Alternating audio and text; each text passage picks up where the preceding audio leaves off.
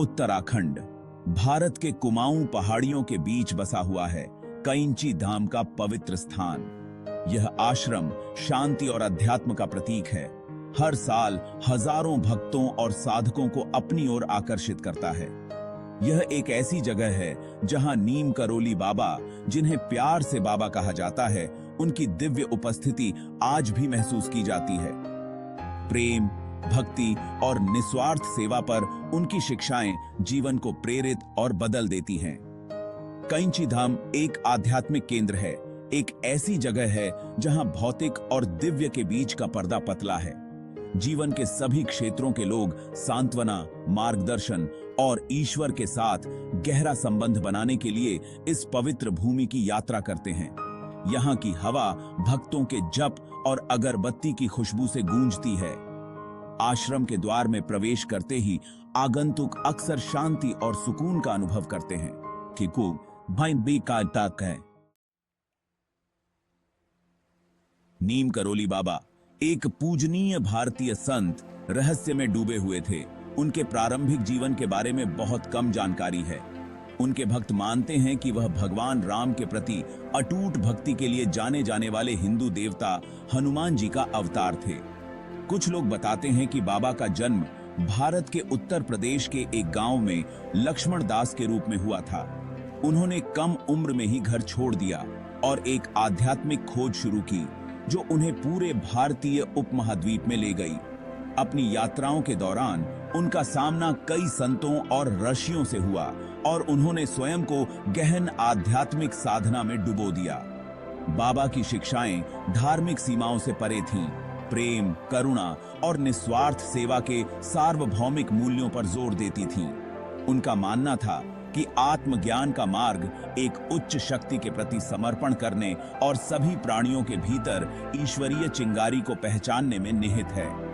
बाबा के करिश्मे, चमत्कार करने की उनकी प्रतिष्ठा के साथ दूर दूर से साधकों को आकर्षित किया जो उनकी दिव्य उपस्थिति का आनंद लेने के लिए उत्सुक थे।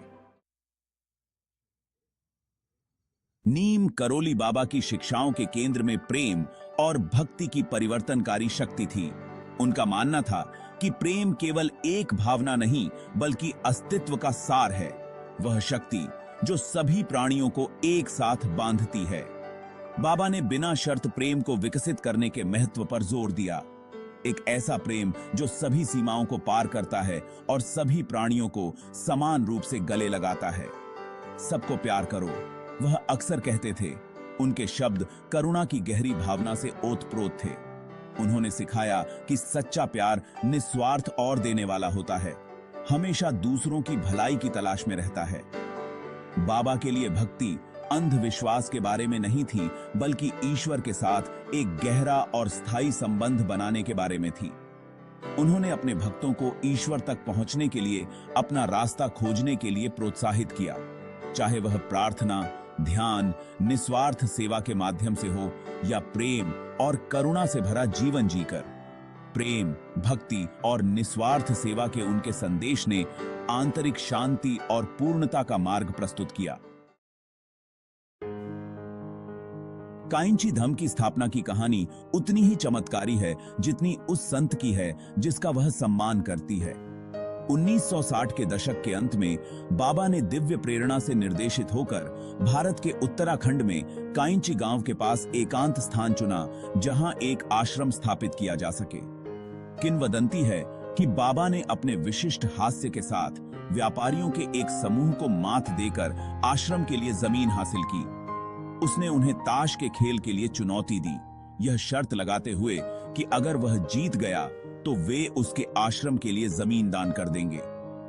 बाबा ने अपनी दिव्य शक्तियों से खेल जीत लिया और व्यापारी अपनी बात पर खरे उतरे और जमीन छोड़ दी।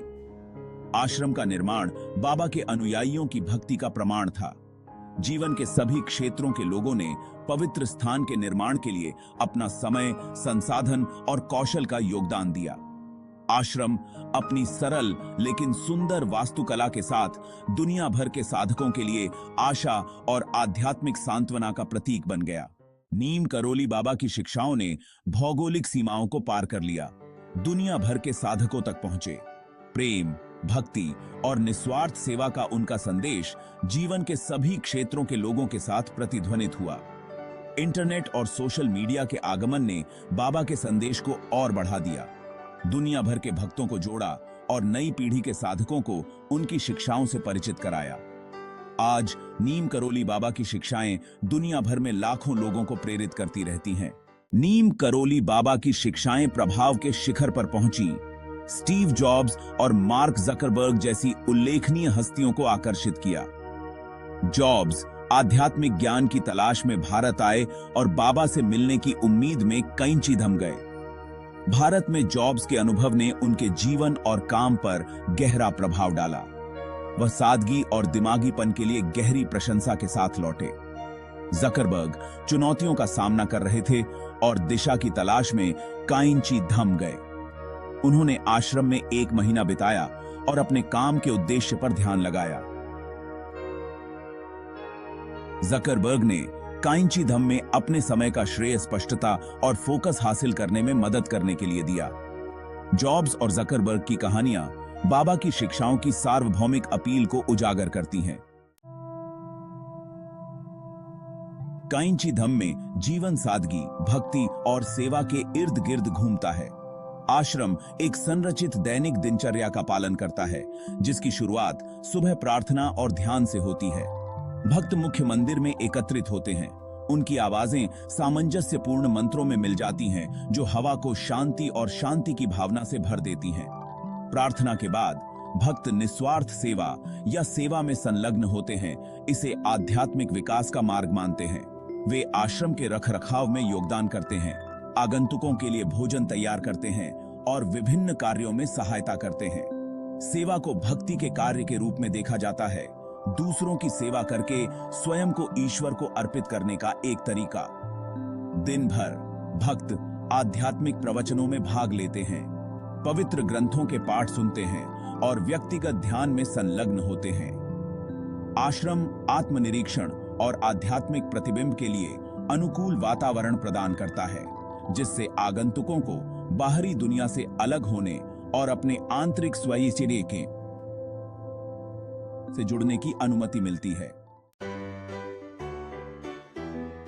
साल भर कैंची धाम जीवंत समारोहों में डूब जाता है, जो महत्वपूर्ण हिंदू त्योहारों को उत्साह और भक्ति के साथ चिह्नित करता है। ये त्योहार भारतीय आध्यात्मिकता की समृद्ध परंपरा की एक झलक पेश करते हैं और भक्तों को हर्षोल्लास के साथ एक साथ आने का अवसर प्रदान करते हैं। कैंची धम में मनाए जाने वाले सबसे महत्वपूर्ण त्योहारों में से एक है नीम करोली बाबा का जन्मदिन, जिसे प्यार से बाबा की महासमाधि के रूप में जाना जाता है। बाबा के जीवन और शिक्षाओं को मनाने के लिए दुनिया भर से भक्त आश्रम में इकट्ठा होते हैं। भक्तों द्वारा विशेष प्रार्थना, जप और जुलूस में भाग लेने पर माहौल भक्ति से भर जाता है। एक अन्य महत्वपूर्ण त्योहार होली है, रंगों का त्योहार। आश्रम रंगों के उत्सव में बदल जाता है, क्योंकि भक्त एक दूसरे पर जीवंत रंगों से सराबोर हो जाते हैं, जो बुराई पर अच्छाई की जीत का प्रतीक है। हवा हंसी, संगीत और बाबा के नाम के हर्षित जप से गूंजती है। अपने भौतिक प्रस्थान के दशकों बाद नीम करोली बाबा की उपस्थिति कैंची धाम को सुशोभित करती है और दुनिया भर में लाखों लोगों को प्रेरित करती है। उनकी विरासत प्रेम, भक्ति और निस्वार्थ सेवा की शिक्षाओं के माध्यम से अनगिनत जीवन तक फैली हुई है। बाबा की शिक्षाओं ने करुणा, दया और एकता के सार्वभौमिक मूल्यों पर जोर दिया। कैंची धाम बाबा की स्थायी विरासत के प्रमाण के रूप में खड़ा है। शांत हिमालय की तलहटी में बसा कैंची धाम प्रेम, भक्ति और निस्वार्थ सेवा की परिवर्तनकारी शक्ति के प्रमाण के रूप में खड़ा है। नीम करोली बाबा की विरासत दुनिया भर में लाखों लोगों को प्रेरित करती रहती है, हमें याद दिलाती है कि सच्ची खुशी का मार्ग स्वयं के भीतर ईश्वरीय चिंगारी को पहचानने और सभी प्राणियों के प्रति दया का विस्तार करने में निहित है। कैंची धाम सिर्फ एक भौतिक स्थान से कहीं अधिक है। यह एक आध्यात्मिक केंद्र है, एक ऐसी जगह है जहां भौतिक और दिव्य के बीच का पर्दा पतला है। यह एक ऐसी जगह है जहां दिल खुलते हैं, आत्माएं जुड़ती हैं और जीवन बदल जाते हैं। जैसे जैसे हम जीवन की जटिलताओं को नेविगेट करते हैं, हमें नीम करोली बाबा की सरल लेकिन गहन शिक्षाओं को याद रखना चाहिए। ऐसा करने पर हम बाबा की विरासत का सम्मान करते हैं और अधिक शांतिपूर्ण और सामंजस्यपूर्ण दुनिया में योगदान करते हैं।